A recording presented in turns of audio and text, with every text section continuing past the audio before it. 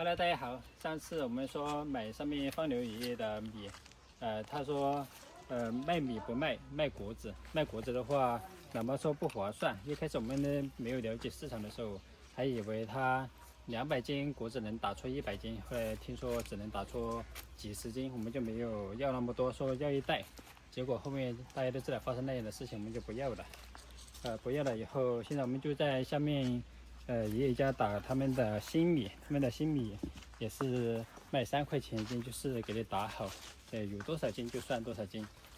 那边左转爷爷他们的米也是，所以说我们爷爷在他们这里打要好一些。走。本来一开始我们是觉得放牛爷爷他们反正都要搬回家，懒得搬，我们就给他买一点，让他轻松一点。对的，他平时自己也打在街上去卖。我在想，我们就在他家里买嘛，这样他也会轻松一些。好，现在到爷爷家里来打米，看爷爷已经在给我们打米了。哦，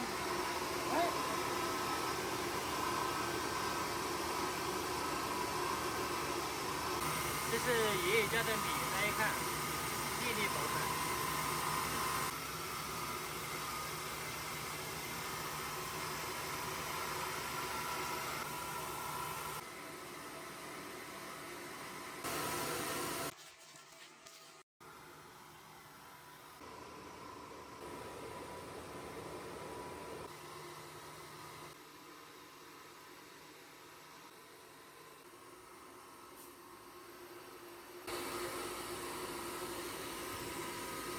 好，打完了，打了满满的一大盆。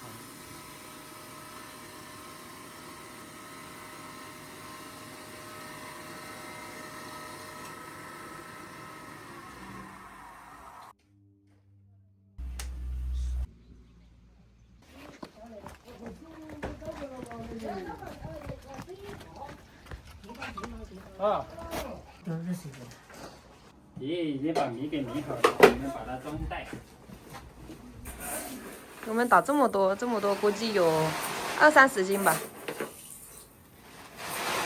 哇，应该不止20-30斤。这个米颗颗饱满。对，太好了。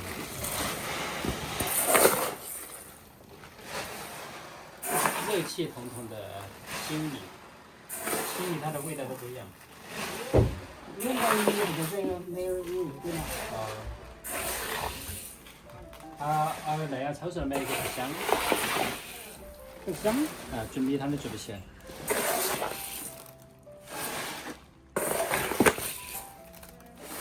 我们也要搞米了，我们是到回家随便。奶奶他们把新米好的米卖给我们，他们自己吃碎米，因为他们的碎米舍不得，肯定要给它吃掉。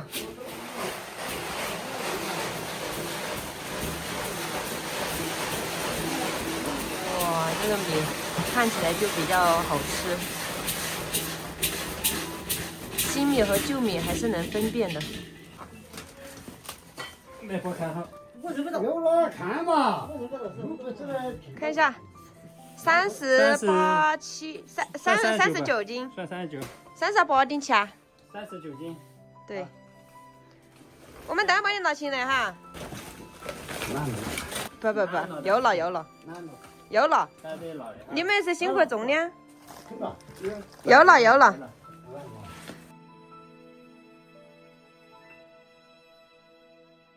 咱们帮你拿那个。干嘛，小姐？啊，这么大一袋米，又够我们吃好久了。 39斤吧。你是40斤啊？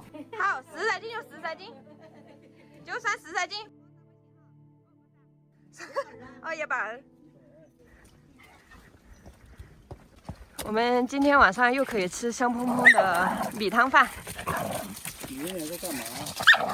别打架。又打架。都不容易，别打了。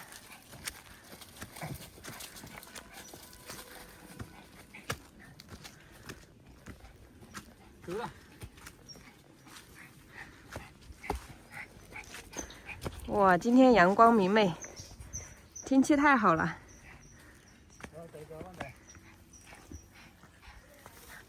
等着天晴，天晴了之后，我们就有不断的好事发生了。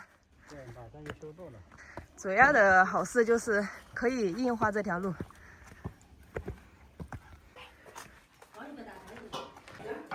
大米来了，一涵。很多人都说我们说方刘爷爷，其实他这个人嘛，人很好的，但是他就喜欢耍一些小心机。为什么我们后面改造房子都没有找他干活？就是因为他干活的时候，他就喜欢偷懒啊，然后我们就喜欢找下面那位爷爷给我们干活。他做什么都很上进的，就是不需要你去说哪里需要怎么做，哪里需要怎么做。然后这位叔叔呢，他就是你必须安排他怎么做，然后他才去做。你人不在的时候，他就自己去玩去了，他就不管你这个活有没有干。然后就是那天我们买他米那个事情，我们本来我们想的是买3袋米嘛，就给他减轻一点负担，让他少扛一点回去，因为他扛下去也是拿去售卖。然后我们就说买3袋米，他就说按200块钱一袋卖给我们，他就是一袋给我们算了100斤，但是我们过称的时候，一袋只有几十斤，不到100斤嘛，然后我们都没有说什么。最主要的就是他后来把那个旧的米拿来卖给我们，他说他也不知道是旧米还是新米，然后我就说我们打开看一下嘛，他说不打开，然后我们打开一闻，就是一股霉味，已经发霉了。我就说那第2袋看一下有没有发霉嘛，我们就想的是他那里有2袋，就给他一起买了。然后第2袋他说不打开了，那袋也是旧米。后来方林叔走了以后，听叉叉说，他说他们故意留的旧米，他说他们年轻人不知道，因为叉叉在那边打扫房间的时候，他跟他儿子在说嘛。然后我就觉得，就感觉我们年轻人是不是好欺骗？我们就一气之下就不要了。其实旧米买的我们根本就不敢吃，是吧？本来就发霉的米，我们小孩他肯定要吃新米嘛。还有就是大家都说这位方刘叔叔，都对我们那么好了，为什么我们还计较这些？如果说换做任何一个人，你们会买这个米吗？还有就是，其实他就是比较喜欢耍一些小聪明，就是和李兄弟他们搬来的时候，他们就特意找到我，让我去转达，让我跟何李兄弟们说，让他们出这个修路的钱，他们已经修路花钱了嘛，然后我没有跟他们转达。就是我叫他自己去跟他们说，他又不去说，他就像让我来当这个坏人，他来当这个好人。那天大家都知道，他把房子卖给叉叉了，当场卖的时候他说，除了外面的柴火、里面的大米，之外，一切的东西都不搬，全都送给叉叉他们，就是关门卖。大家知道，关门卖就是什么东西都不搬。然后呢，他后面又说要搬柜子呀，要搬一些茶具啊，那茶具一开始都送给他们的。后来，搬大米的时候，把那些废铁全都搬走了，盆锅碗瓢盆，能搬的都搬走了。其实这些东西本来也没有什么，只是他已经说出口了，然后又反悔，这种让人感觉就不太舒服啊。对，大家都知道他在视频中已经说了，什么都不要，就只要他的柴，还有里面的一些大米，然后那些装米的柜子都送给他们。后面却听说那些柜子可以卖出钱，就全都搬走了。然后我们放在楼上的那几个木马，他也给我们拿走了2个，也是没有经过我们的同意。其实我觉得这些小东西对我们来说，我们也用不上，他拿走就拿走。但是听网友们这样说我们，我感觉心里有点委屈，知道吧？本来他这个房子一开始从去年就开始问我，一直问我让我给他找人来买他的房子，他问了我了无数遍。一开始我是想让我3个人买。那个时候他说最低要7万多至8万，我找过3个来看了一下，他说他这个房子，缺水，那水不好解决就没有要。